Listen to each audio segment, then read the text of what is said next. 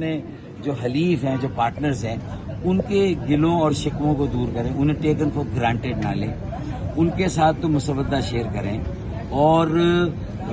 Class by class ان کے ساتھ بیٹھ کے بات کریں، اور اصل جو کور ایشو ہے اس پہ میرے خیال میں نے مولانا فضل الرحمان کو بھی اختلاف کرتے ہوئے نہیں دیکھا، میں نے پی ٹی آئی کے جو گوہر علی خان ہیں ان کو بھی مخالفت کرتے ہوئے نہیں دیکھا کہ ہاں عدالتی نظام عدالتوں کی حالت بہتر ہونی چاہیے، عدالتی نظام عام غریبوں کو انصاف دینے والا ہونا چاہیے، اور یہ جو ہزاروں کیسز ہیں، بھرمار ہیں اور لوگوں کو انصاف نہیں مل رہا، تو اس بات سے سب متفق ہیں، سب 2006 سے کہہ رہے ہیں کہ بھئی یہ اصلاحات کریں، دیر آئے درست آئے۔ بلال بھٹو نے بھی بڑی محنت کی، لیکن تھوڑا سا مجھے لگتا ہے کہ پی ایم ایل این کا اپنا ہوم ورک کمزور تھا، انہوں نے شاید یہ سمجھا کہ مولانا فضل الرحمان بھی جو نمبر ہیں پورے ہیں، ایم کیو ایم تو ہے ہی ان کے ساتھ، ٹھیک ہے، لیکن ہمارا یہ شکوہ ہے کہ یہ طریقہ نہیں ہے، اہم آئینی ترمیم کا جو بل ہے وہ اس طرح پاس نہیں کرایا جاتا، یہ بڑا ذمہ داری والا کام ہے۔ آئین میں آپ ترمیم کر رہے ہیں جو ملک کا بنیادی قانون ہے، دستور ہے آپ کا، تو میرے خیال میں اس کے جو طریقے ہیں آل انکلوسیو، سب کے پاس جانا، مختلف ٹیمیں بنانا، وقت لے کر جانا، اب یہ وہ سیاست ہے، ایک طریقہ ہے جو مجھے سکھانے کی ضرورت ہے، ان کو آنا چاہیے اگر وہ سیاست کر رہے ہیں، تو یہ میں بڑے دل سے کہہ رہا ہوں، ان کی ہمدردی میں کہہ رہا ہوں، ان کے دانا دوست بن کر کہہ رہا ہوں، میں کوئی ان کا دانا دشمن نہیں، نادان دوست نہیں، دانا دوست بن کے کہہ رہا ہوں کہ خدا را کسی چیز کو کرنے کے جو سیاسی طریقے وہ اختیار کریں، اس حجت کو پورا کریں، تو یہ آئینی اصلاحات کی ضرورت ہے، عدلیہ کی آزادی کے لیے جو عدالتی نظام میں اصلاحات درکار ہے وہ بھی ضروری ہے، تو اس کو اختیار کرنے کے لیے لوگ آپ کے ساتھ ہوں گے۔ جوڈیشل کمیشن میں اگر ہم پارلیمنٹ کی سپریمیسی اور بالادستی کی بات کرتے ہیں تو جوڈیشل کمیشن میں اراکین پارلیمنٹ، سینٹ اور قومی اسمبلی ہونے چاہیے، اس بات سے میرے خیال میں پی ٹی آئی بھی اختلاف نہیں کر رہی، مولانا بھی اختلاف نہیں کر رہے، تو پھر آپ کیوں انہیں موقع دیتے ہیں کہ وہ یہاں پر دعویٰ جوابی دعویٰ، الزام جوابی الزام، پولیٹیکل پوائنٹ اسکورنگ ہو رہی ہے، اور 25 کروڑ عوام صرف تماشا دیکھ رہے ہیں کہ گیس، بجلی، تیل کے بلوں میں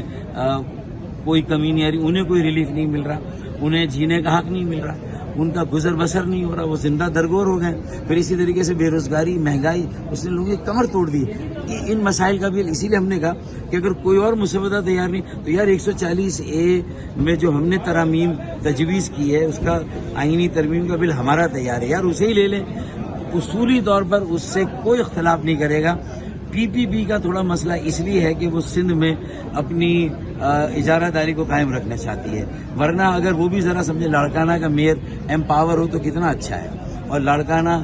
کا میئر جو ہے وہ آصفہ ہو جائے، لاڑکانہ کی میئر، اور نواب شاہ کی میئر جو ہے وہ بختاور ہو جائے، تو میرے خیال میں اگر یہ ہو جائے تو یہ برا تھوڑی ہے۔ آپ کو فخر کرنا چاہیے کہ آصف زرداری و بے نظیر بھٹو شہید کی بیٹی اور دونوں بیٹیاں جو ایک لاڑکانہ کی میئر ہے اور ایک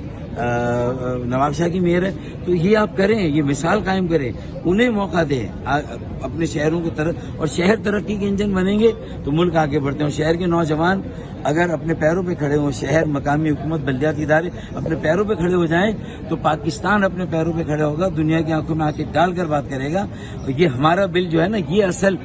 تمام اصلاحات کی ماں ہے اور بنیاد ہے، اگر یہ نہیں کریں گے تو باقی اصلاحات بیکار ہے۔ آپ لوگوں کے بھی کوئی تحفظات تھے اس بل کے حوالے سے؟ ہم نے کہا نا کہ بھائی بنیادی اصلاحات بھی کریں، ہم عدالتی نظام کو بہتر بنانے، عدلیہ کی اصلاحات کے ہم حامی ہیں جو COD میں طے ہوا تھا، لیکن اس کے لیے پھر باقی چیزیں اس میں نہ شامل کی جائیں نا، اور جوڈیشل کمیشن میں پارلیمان کی بالادستی کا تقاضا ہے کہ پارلیمان کے اراکین ہونے چاہیے، تو وہ بھی اس میں آپ ڈالیں، تو ہم اس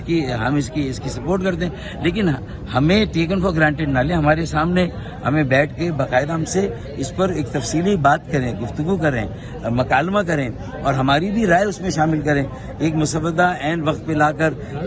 جس دن بل پاس کرانا ہے، ہمارے ارکان اسمبلی سے آپ ملاقات کریں گے تو یہ ٹیکن فار گرانٹیڈ نہ لیں، اور MQM کے بل کو بھی اہمیت دیں، وہ ساری اصلاحات کی ماں اور بنیاد ہیں۔ اگر آپ نے بلدیاتی جمہوریت کو مضبوط اور مستحکم نہیں کیا، نہ معاشی اصلاحات کامیاب ہوں گی، نہ یہ